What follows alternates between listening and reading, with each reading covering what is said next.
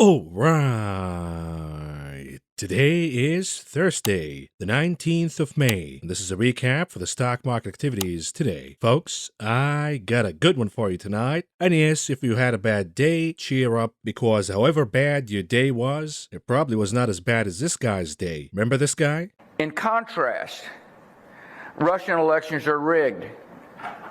Political opponents are imprisoned or otherwise eliminated from participating in the electoral process.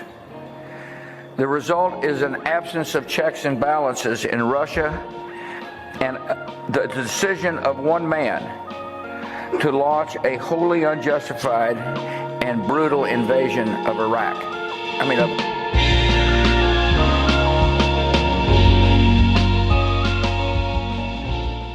And you know, after a slip like this, you just retire. We're done here. No more speeches, no more public appearances. You go home and you stay there. And you be thankful that you're staying at home and not somewhere else. You know, somewhere with bars. And no, we're not talking about bars where you can drink. We're talking about actual bars. Anyways, now that you know your day's not that bad, let's move on because I got an epic show for you. And here it is, in focus tonight. So what? The apes? Did they win? Did they lose? All we know, Melvin Capital is kaput.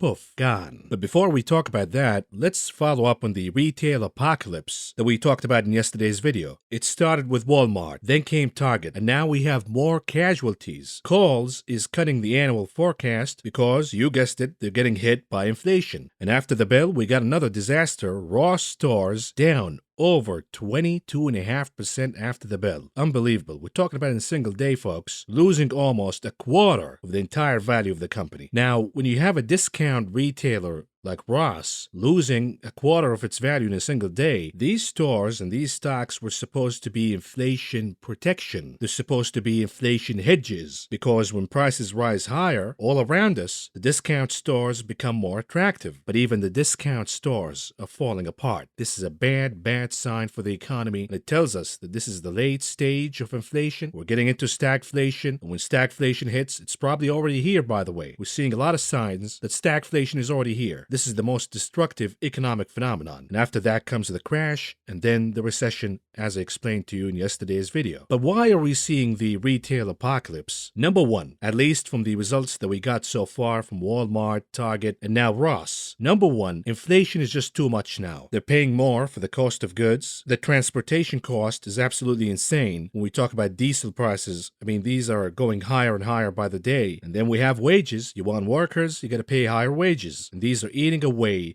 from corporate profits, specifically retailers. Number two, it's now becoming apparent that these companies are struggling to pass the inflation cost all the way down to us, the end consumer. Because if they pass all of that inflation cost, they lose their competitive advantage. They're no longer value stores. They're no longer discount stores. Another problem that we got from listening to these earnings calls, the executives are pointing out to the fact that they're mispricing their items. What does that mean? Well, it means that inflation is rising so fast to the point where last month's prices are now obsolete. You got to increase them further. You got to have to continue to increase prices higher and higher and higher. Otherwise, you fall behind because your costs are rising significantly higher by the day. So your prices have to increase higher by the day. At some point as a retailer, you cannot keep up. Number three, we're also seeing, this is the most important one, and perhaps the most alarming one, we're seeing waning consumer demand. The consumer has to limit their spending on essentials and let go of what they deem as inessential. And this is impacting retail stores negatively. Now, here's the problem with retail stocks. We're finally finding out the negative impacts of ETFs, the ETFization of the stock market, which everybody encouraged and liked when the stock market was going higher. Because you buy the ETFs, investors buy the ETFs, and everything goes higher. The good, the bad, the ugly, doesn't matter which stock you have. Due to the ETFization factor, everything goes higher. Now we're seeing the ugly side of all of that. We're seeing retail stocks being dumped. The good, the bad, the ugly, doesn't matter. Because when one stock with huge weighting in the XRT, the ETF retail, for example, is dumped, such as Walmart or Target, everything else get dumped by default. So you have maybe certain stores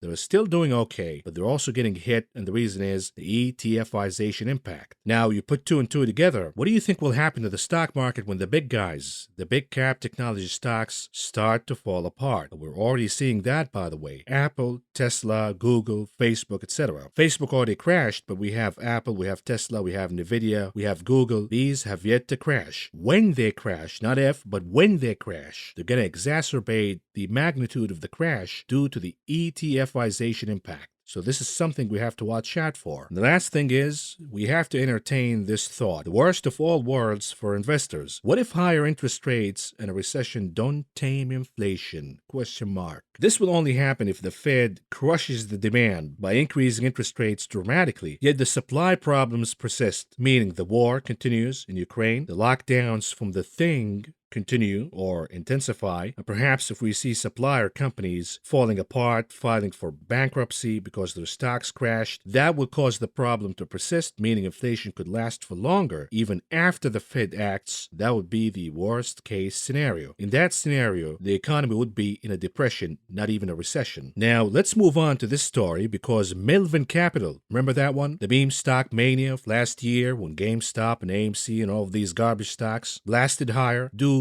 to what we were told a short squeeze? Well, we now have the results, and Melvin Capital, the poster boy, the villain in the story, is now poof. Gone. They're shutting down. They lost so much, they're gone. Now, last year, when the meme stock mania was happening, I talked to certain Melvin Capital investors that I knew. They indicated that they still had, at least at that time, confidence in, what is his name? Plotkin, the head of Melvin Capital, and they will deposit even more funds with him. Fast forward a year later, and these same investors have zero confidence in Melvin Capital. Why the change in sentiment? My opinion is that Plotkin, to compensate for the losses from the meme stock squeeze, decided to take more risk so he can come out a year later and say, hey, look, guys, we had a bad episode last year, but fast forward a year later, here we are sitting on profits. But guess what? The risk that he took was misplaced and it fired back big time. The appropriate next step is to wind down the funds by fully liquidating the fund's assets and accounts and returning cash to all investors. Plotkin wrote in a letter reviewed by Reuters on Wednesday. Melvin Capital had $7.8 billion in assets at the end of April. The fund lost 23% in the first 4 months of 2022. This year's losses come on the heels of steep losses in 2021, when Melvin Capital ended the year down 39%. The firm bet that shares of GameStop would tumble, but was battered when retail investors took the other side and sent the stock surging. The firm had $12.5 billion in assets at the start of 2021. In a letter, Plotkin said that he had already raised a substantial amount of cash and cut the fund's exposure. A spokesman for Plotkin declined to comment. Perhaps because he's living in the street corner right now. But anyways, on Wednesday, Plotkin said that he began the process of liquidating the portfolio and would stop charging management fees beginning June 1st.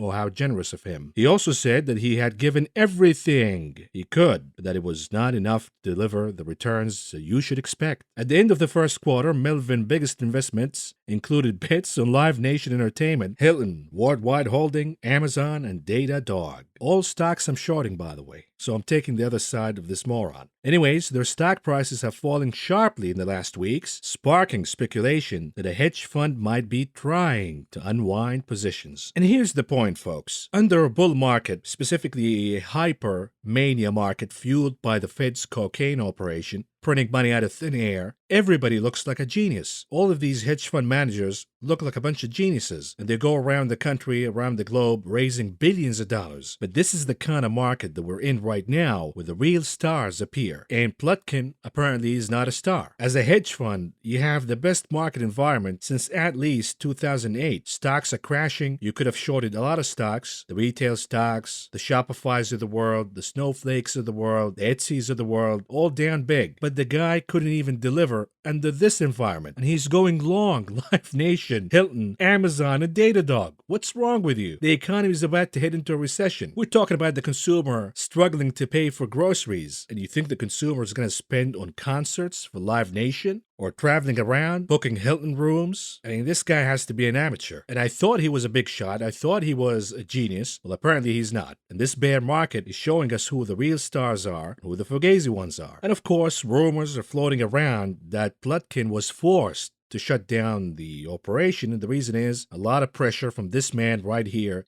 dickhead Ken Griffin, who also heads a company called Citadel. Amidst the so-called squeeze of last year, Griffin seized the opportunity and lent Melvin Capital a lot of money. Well, rumor has it he pressured Melvin Capital to shut down, and now he's going to scoop up whatever left of Melvin Capital. That gets me to the point. You see, a lot of folks look at the meme stock episode as it was a squeeze. The retail crowd initiated a squeeze, a short squeeze. They stuck it to the man, to the suits, and they won. And here's the result. The problem is, the majority of the rise in meme stocks was not due to a short squeeze, and we now know that for sure because the short float for names like GameStop and AMC remains elevated. Sure, short covering was a part of the rise in meme stocks, but the majority of the rise was due to the stampede. Folks stampeded in buying these stocks, pushing them higher. And the early entrants, the pumpers, took advantage of the rise and they sold at the top. And the hedgies, they shorted again at the top and they made even more money. So the question is, when you look at these charts, for example, GameStop, from the top, it went down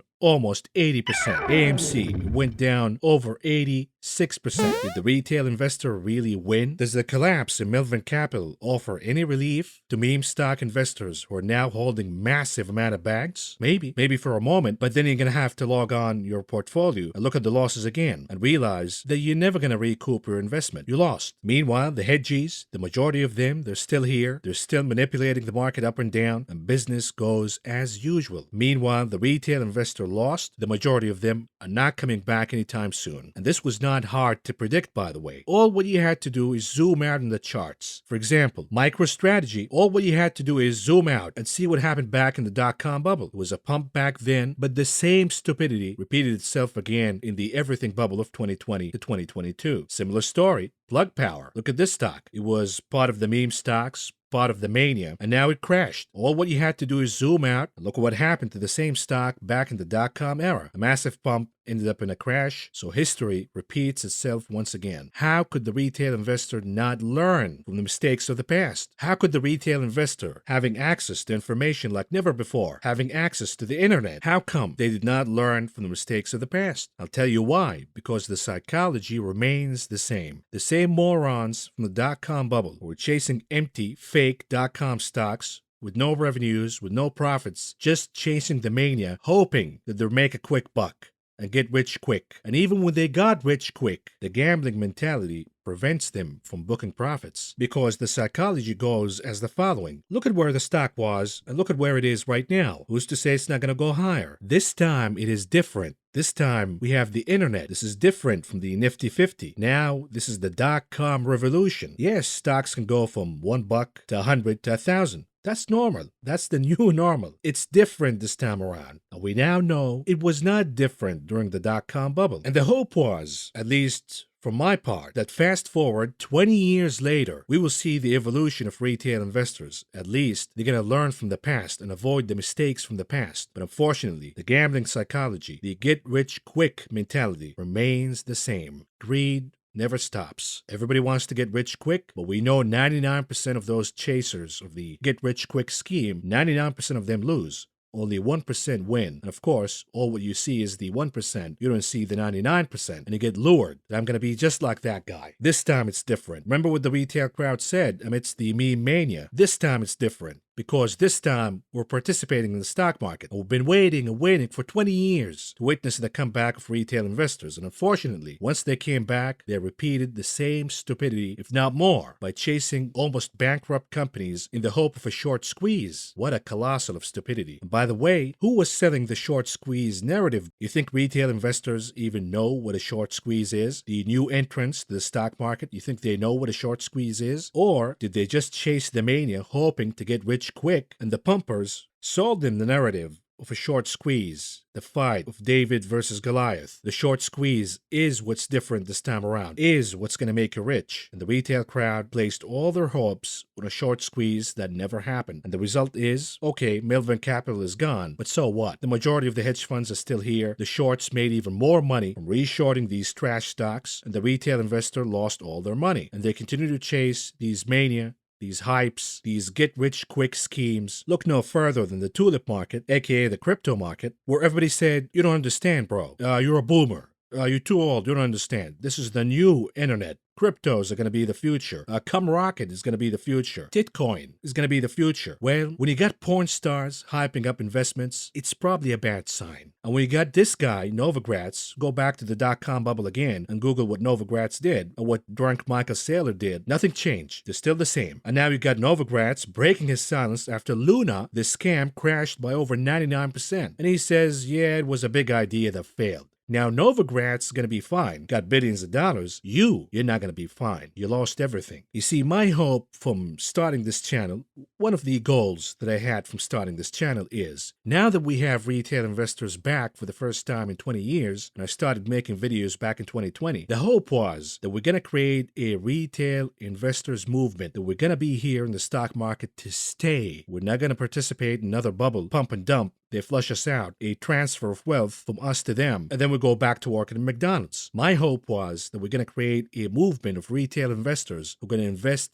rationally, with discipline, and stay in the game. And the longer we stay, the more of us who join and stay, the bigger and more powerful we become, the more influential we become. You see, the stock market is dominated by the oligarchs, the 1%, the big funds, the Vanguards of the world, the BlackRocks of the world. But if we join as retail investors and we stay, we're going to have power. They cannot ignore us anymore. When a company does good, we reward the company by investing in it. When companies do bad, such as cracking on our freedoms, for example, or harming the environment intentionally, we punish that company by removing our investment from it. This is the kind of change I was hoping for, but it never happened, and unfortunately, it will never happen. The reason is the psychology remains the same. Greed, the hope of getting rich quick, that never changes, and it's unfortunate. The stock market will remain a game of the big guys. But hey, rest assured, if you just listen to me and you say, hey, what do you know, bro? You don't know nothing. You're a boomer. Go back home. Stop it with the FUD, bro. You know what? You're right, because you got allies. You got allies, big shot kind of allies, supporting your stupidity. For example, Ray Dalio is now investing in meme stocks after they already crashed, GameStop and AMC. Okay. And then we have legendary investor Peter Lynch, who just bought 5.2% stake in a penny stock.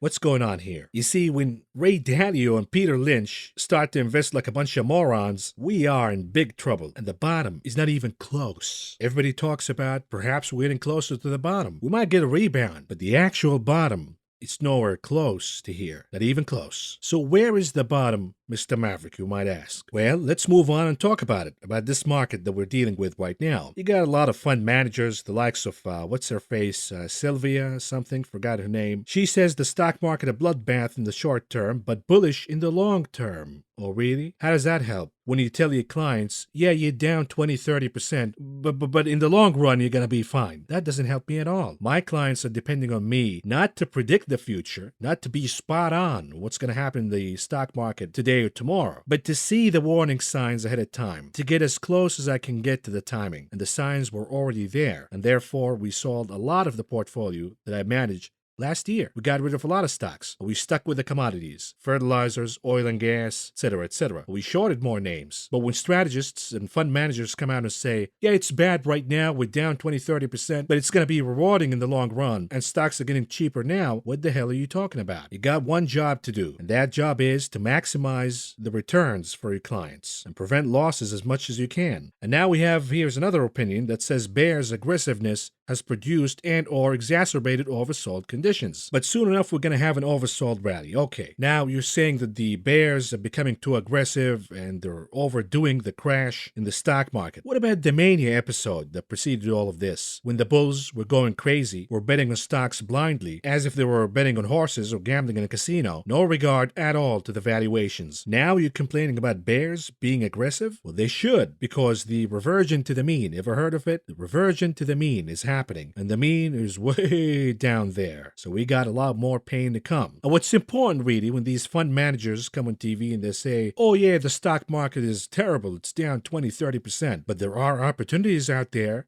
Stocks are getting cheap, but their sentiment, what they say in private, is completely different. Look no further than the Bank of America Fund Manager Survey. The net percentage expecting a stronger economy is at all-time low. The fund managers are saying this economy is trash, and it's the worst it ever been. When fund managers are asked, which of the following do you think best describes the global economy over the next 12 months? The majority, the vast majority, by a lot, we're talking about almost 70%. They say below trend growth and above trend inflation. What does that mean? Stagflation, baby. Stagflation, the most destructive economic phenomenon, which will require the Fed to act aggressively, which will produce a recession. Among these fund managers, the vast majority, almost 80%, say that global profits will not improve. Are we going to have a stock market when global profits are down? Is it really a buying opportunity when earnings are projected to be down? When profits are projected to be down? How could you go on TV and say that this is a generational buying opportunity when you're in private saying the global profits are going to be down? And by the way, the managers, they're raising a lot of cash. They're telling you to buy the dip. They don't want to buy the dip. You go first, retail investor. Well, we're just going to be behind you. We'll wait and see what happens to you first. And if you die, you die.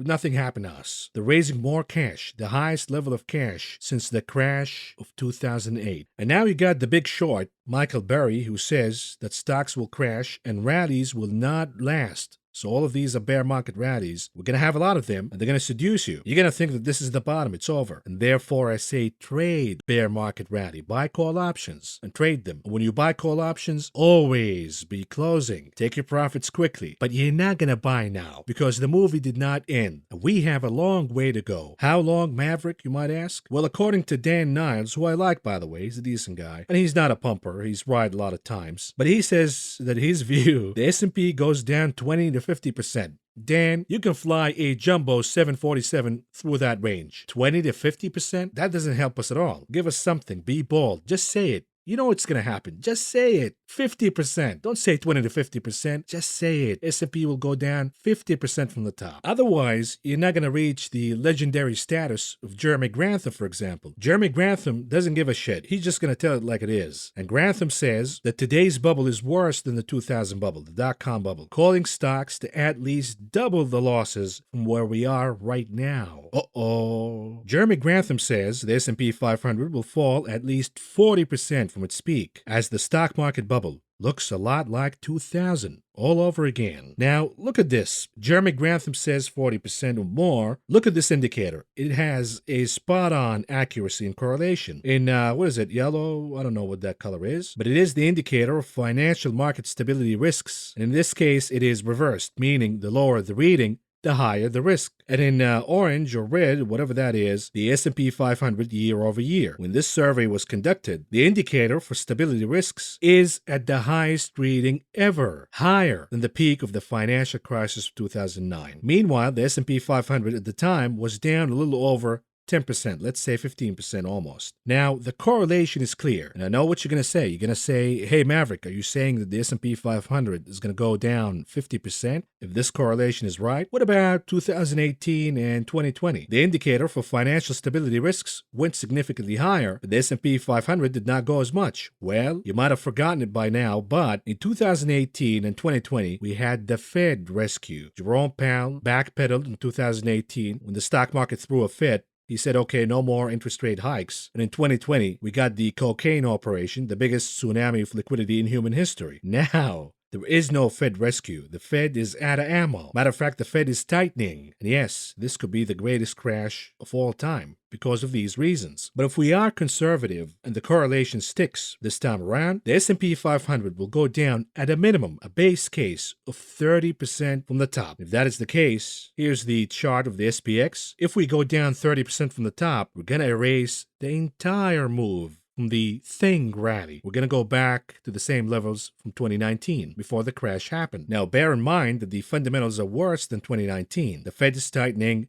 Inflation is here. Stagflation is here, matter of fact, and a recession is coming. And you're already seeing companies like Walmart, the profits for this particular company is way below 2019. What does that mean? There's a high degree of probability that we could cut under 30%. We could see a crash of 50% or more. We could go down or retest the lows of 2020. That is entirely possible. Now, here's the good news for you, with a catch, of course. The headline says buying call options is new stock hedge for traders eyeing a big bounce. What does that mean? Does it mean that we're buying call options and the stock market is about to bounce? Hold your horses. Look at this chart. You have the S&P 500 in white, and then you have in purple, I guess, is the total open interest in call options. And we're seeing that rising higher. So Maverick, does that mean that we're buying call options, meaning the stock market is going to go higher? The bottom is here?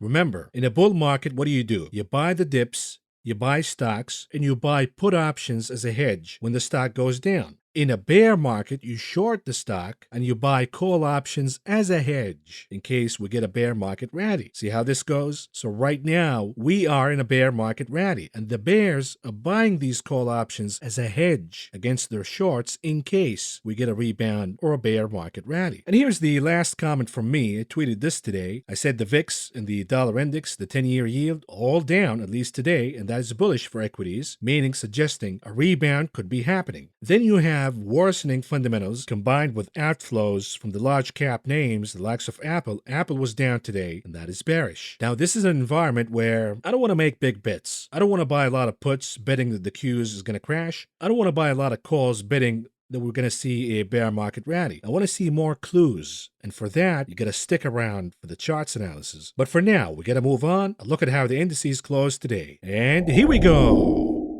The Dow Industrial Average down by 236.94 points, or a decline of 0.75%. The Nasdaq down by 29.66 points, or a decline of 0.26%. The S&P 500 down by 22.89 points, or a decline of 0.58%. It was yet another roller coaster day, up and down, up and down, up and down all day, and we finished pretty much flat, waiting for a decisive move one way or the other. For now, we're not having any conviction in the moves. But perhaps something is about to happen, because here is the sector's performances, and number one and big time, capturing the gold medal, materials. Why are we seeing materials popping higher again? Copper, aluminum, chemicals. Well, what is the only tailwind that we have left in the stock market? The answer is the reopening of China. If Shanghai opens up, you're going to see materials blasting higher, along with commodities and oil. But here it is at number 2 for the silver medal, cyclicals. At number 3 for the bronze, healthcare. The laggards are led by defensives. Once again, the pain continues in these defensive names. Here's the advanced, the decline ratios. The NYSE, 48% advancing versus 49% declining. The NASDAQ, 53% advancing versus 42% declining. Commodities, we're seeing massive upside day in energy. Both the WTI and Brent closed the day with gains of over 2%. Likewise, we have a rebound in gasoline. It closed the day with gains of over 2.5%. Perhaps we're going to see $4 again in gasoline. And by the way, JP Morgan says that by this summer, prices at the pump are going to reach $6 a gallon. Wow. But rest assured, your beloved politicians are dealing with the issue spot on. They're taking a shot at price gouging. That'll do it. All of this increase at the pump that you're seeing right now, it's due to greedy oil companies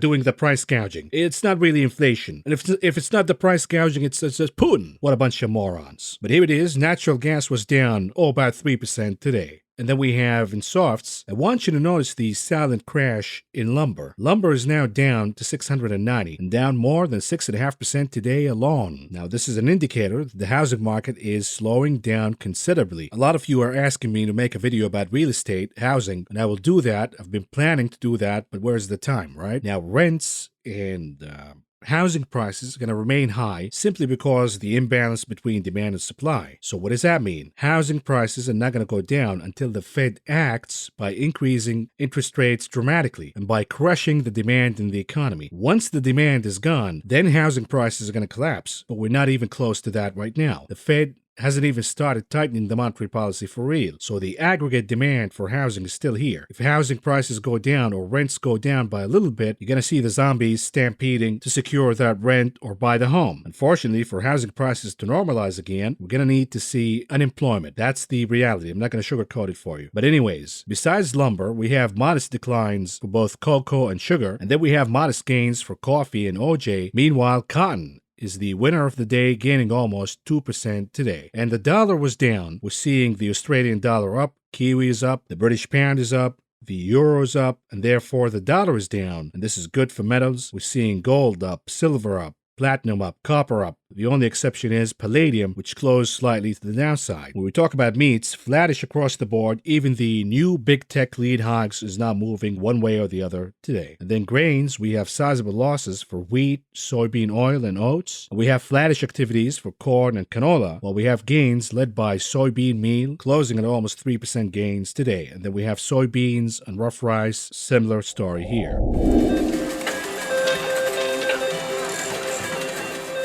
Moving on to the options market, the big casino, is the volume improving a little bit? We're seeing more participation in buying calls. We're seeing the volume moving slightly higher for certain names. Now, remember, I gave you 4 conditions for the sustainability of any rebound. Number 1, cooling down of the 10-year yield. That's happening. Number 2, a cooling down of the US dollar. That's happening. Number 3, short covering. That's happening. We're seeing names like Shopify, for example, blasting higher today, PayPal, etc. Number 4, the participation by the retail mom and pops and the institutionals by buying call options. The volume has to move up. This has yet to happen, but we're seeing encouraging signs. Apple at number 1 at around 2 million contracts traded today. About 55% of those were calls. Now, number 2, per usual, Tesla, the souffle, at around 600,000 contracts, or about 45% of those were calls. Number 3, AMD at around 575,000 contracts. About 57% of those were calls. Here are the unusual activities that happened in the options market today. We start with the ticker XLP. This is the ETF for consumer defensives. The obvious is it has been getting hammered as of late, but are we closer to a bottom? I feel somebody is selling puts here, but we can read it from the buyer's perspective too. Somebody's betting that there is more pain to come for the XLP by buying the 63 puts for the expiration date July 15th. With expectations, the name could go down by more than 11% by then. They paid around 75 cents a piece to enter this trade, all in all spending around $4 million.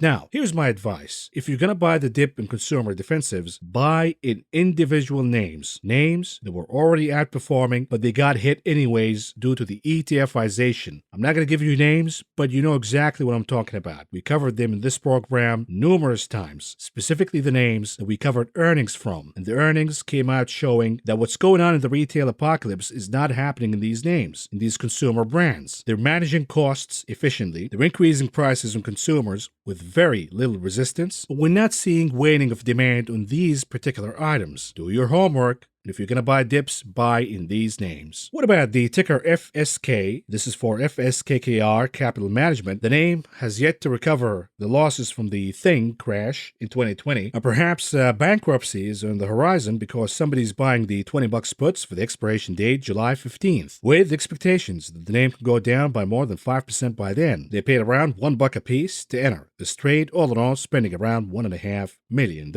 What about the trade for the ticker KWEB, KWEB? This is the Chinese ETF for technology. Now, if we have a reopening of Shanghai, there's going to be a lot of pent-up demand from the Chinese consumer. So you're going to see Chinese stocks blasting higher. You're going to see material stocks here in the U.S. blasting higher. So could it be that we're about to see the end of the lockdowns in Shanghai at least? Well, that's going to push the KWEB higher. Somebody's buying calls, the 31 calls, with expiration date July 15th, with expectations that the name could move higher by more than 13% by then. They paid around $1.5 a piece to enter this trade, all in all spending around $1.7 million. What about the ticker ROST?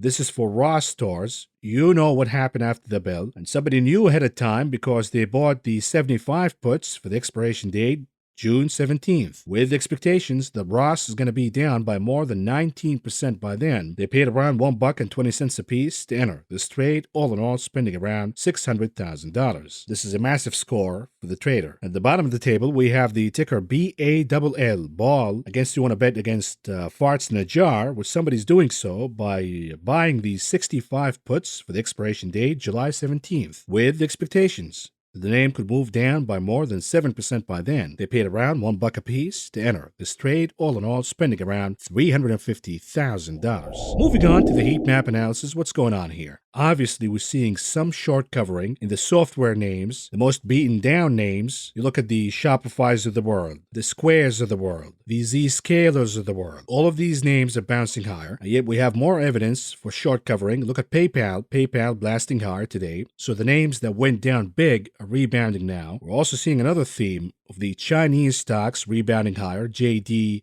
Pinduoduo, the electric car manufacturers, NIO, Li Auto. That comes hand in hand with the rise in materials today, specifically for copper, for example. FCX was up big for Freeport McMoran. So you put two and two together. Is this a bet that we will see the lift-off of the draconian lockdowns in Shanghai? Perhaps. But then we're seeing another theme where the defensives are getting whacked again. But they're also hitting names that are not specifically retail, but consumer brands like Nike, for example. So this is a bet against the consumer. The consumer demand is waning down, but most importantly, these companies, these large consumer defensives, are not going to be able to pass the inflation cost all the way down to the end consumer. And therefore, investors are saying goodbye. And that is evident, by the way, by the underperformance in railroads. Union Pacific is down, CSX is down, but so was UPS and FedEx. Here's another important story. We talked about the rise in diesel fuel cost. Well, guess what? Union Pacific, UPS, FedEx, they're using diesel to transport their trucks. Are they going to be able to pass that extra cost all the way down to the consumer? The market is saying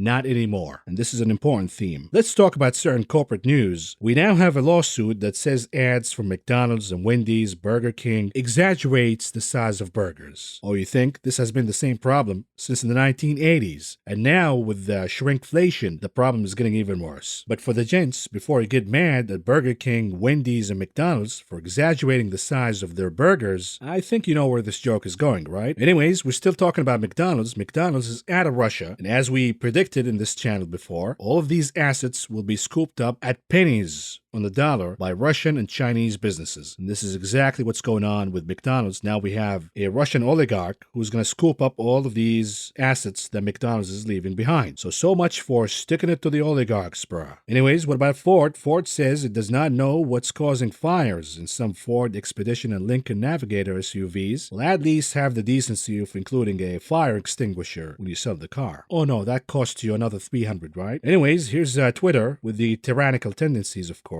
The social network will prohibit content that misleads users about war crimes, mass attacks, and events on the ground, among other things. In other words, if you challenge the narrative from the deep state globalist oligarchy that we have about the war in Ukraine, you're gonna get banned. Just keep your mouth shut and obey. Go with the narrative. Whatever we tell you, that's the truth. The actual truth, that could get you in trouble. You don't want to do that. Just submit and obey and keep your mouth shut, please. This is America in the 21st century. And oh, by the way, we're supporting Ukraine so we can protect democracy, right? Can we have democracy here before we start protecting democracy overseas? And now you know why the pitchforks are coming for Elon Musk. They had plans. They were planning that Twitter is going to ban all of these accounts and have a monopoly over the narrative. And then came Reverend Elon Musk and he disrupted everything they were planning for. Moving on to the heat map analysis for the ETFs. Flattish, muted across the board. We have some gains in the XBI, for example. Biotech, the XME, we talked about copper and aluminum all moving higher. But besides that, the market was muted all in all. We have sizable gains in international markets, specifically Chinese ETFs, the FXI, MCHI. Again, are we eyeing the reopening of Shanghai? We'll see. But the majority of gains came from commodities. Gold, the GDX up big, silver, SLV up big, even uranium was up, but the gainer was the ticker TAN for solar. That was up big, and the notable absence came from UNG, natural gas. Well, natural gas futures were down today, so it is not a surprise that UNG was trading down. But all in all, inconclusive here. We cannot read into it. The only thing we can read is the dollar is down, so the GDX and gold is rising higher, along with silver, of course. And then we have the theme of Chinese equities moving higher. In this case, replace the ETFs. So we're moving on to the charts analysis, and we start with SPY 30 minutes chart. Now, the SPY was going back and forth at around 392.39, yet the action is inconclusive. Now, am I going to go short buying puts on the SPY? I said in last night's program, no, until we see 385 gone as support again. Then I'm placing puts. But for now, the market is consolidating at around 392.39, going back and forth,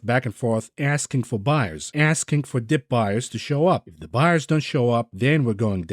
And the bears would argue, if we remove all the markings here, this is a pattern of a bear flag. Sooner or later, that's going to play out. Here's the problem. When we visit the daily chart for the continuous contract, the SPY, what are we seeing here? Let's see if we can spot it or not. Is this a double bottom at around 3,850? If it is, then the bulls could have something to work out with here. That perhaps we have a solid bottom for now, and it could be the catalyst for an upcoming rebound rally. But we have a lot to face here before we say that we have a rebound rally for sure. Most importantly, the bulls are not going to feel that they're in the clear until this chart moves above 4,102, recaptures that level of support. If that happens, that would be a confirmation that we got a relief rally in hand. But that's not going to happen without dip buyers buying right now. The problem is, are you going to buy right now? Am I going to buy right now? If this psychology persists, that everybody's saying, no, I'm not buying, you go first. If that continues to happen, sooner or later, the chart is going to give up the support of 3,850, or we're going to see lower lows. So the psychology is important here. The technicals are saying, yes, if the buyers show up,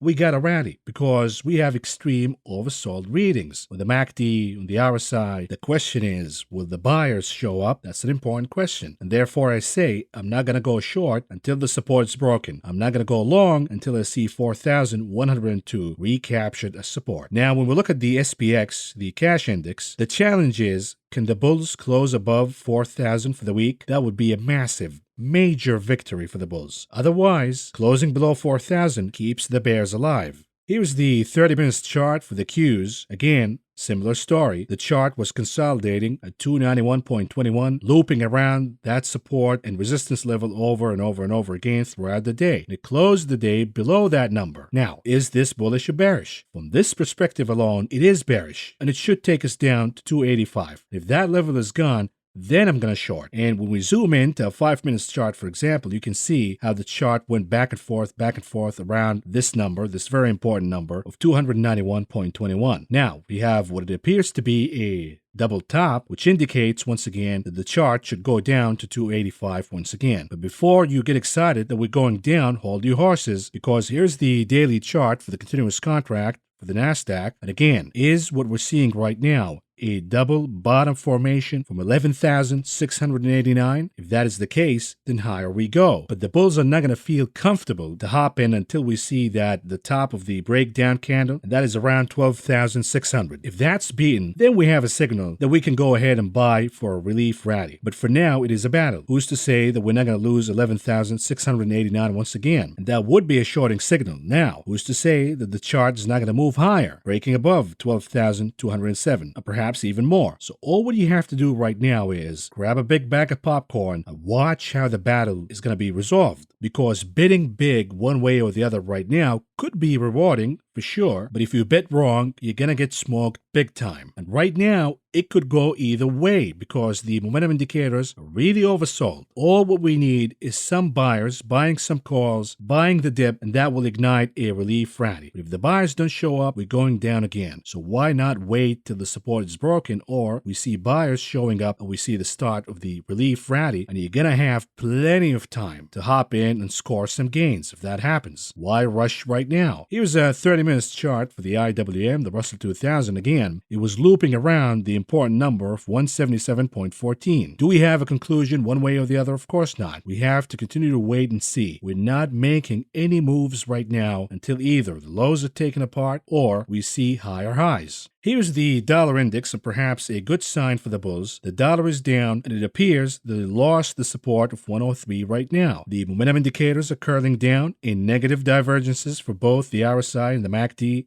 And the hope is the dollar goes down all the way below 100 once again. That would be a relief on its own. You're going to see stocks up. You're going to see commodities up. So this is what the bulls should be looking for. Now, if you're planning to travel this summer to, let's say, Japan or Europe, for example, you got to make a decision here, because if the dollar goes down to 99 or perhaps 97 by the summer, then you lost the advantage of exchanging dollars to cheap euros or cheap yen. So again, if you're traveling this summer, perhaps you want to take a shot and buy some of the currency of the destination that you're planning to travel to. See, the Maverick Wall Street will give you stock tips, will give you travel tips. What do you want more? Anyways, here's gold and daily chart for gold. So far, so good for gold. The dollar is down. This is all what we need to see for gold to move higher. Now, if I continue to see weakness in the US dollar, what I'm going to do is buy the dip in gold miners, because in all likelihood, we're going to see miners moving higher again. What about crude, Brent? The good news is it is keeping the support of 105.84.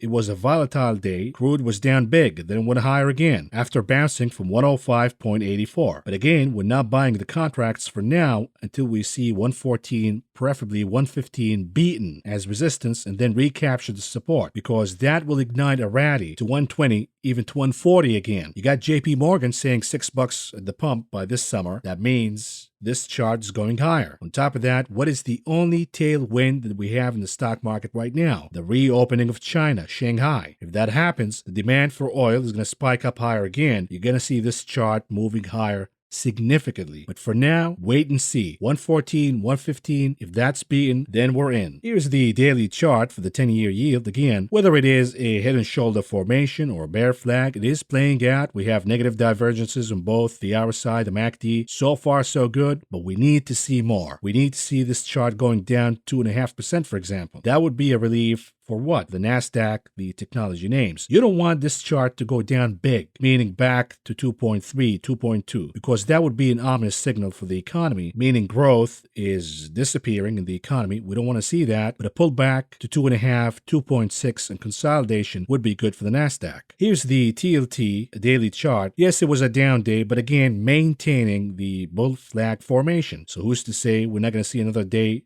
to the upside in the TLT, and the goal is to go all the way to 125.12. Here's the 4 hours chart for the VIX. Again, it got higher all the way to what? 33. And then it faced resistance and it went down. And look at this, the MACD indicator. The green impressions are getting shorter, indicating that perhaps this move is topping. Can you trust it? Of course not, because what if this is an ABC formation? We saw the A leg all the way to the 33 resistance, and now we have a pullback, the B leg. Then we get the C all the way higher to 40 or perhaps beyond. So tomorrow, the action tomorrow is going to be decisive for the VIX. If we see another down day in the VIX and it starts to read 28, 27, then you know there is no ABC formation. And the MACD is going to let you know that the VIX is done popping, meaning the SPY goes higher. Here's the 4 hours chart for the VXN, the VIX for the NASDAQ. Again, it remains in negative momentum. It got higher to 39.99. Let's make that 40, facing resistance, and it pulled back. The RSI still in negative divergence. The MACD still showing red impressions on the histogram. This could be a good sign for the Qs that we could see a rebound rally coming, but it's indecisive, inconclusive for now. Tomorrow could seal the deal. Here's Apple, and we're using a 4 hours chart this time around because you could look at the VXN and say the Qs is going to move higher tomorrow. Here's the problem. Apple is the largest component of the Qs. Apple doesn't look good. It closed below 138.79. And what if this is a reverse ABC pattern? We got the A leg all the way to 138.79, and then we got the B leg that got us all the way to 150, and now we're getting the C leg, which will get us all the way down to at least 135. Again, this is why we read charts, because you cannot just look at the indices and make your decision one way or the other. You have to look at these individual charts, specifically with the highest weighting, such as Apple. What about Tesla, the souffle? Here's an hourly chart. Again, the good news is the bulls are keeping 700. The bad news happens when 700 is gone. So for now, we're waiting and seeing what's going to happen.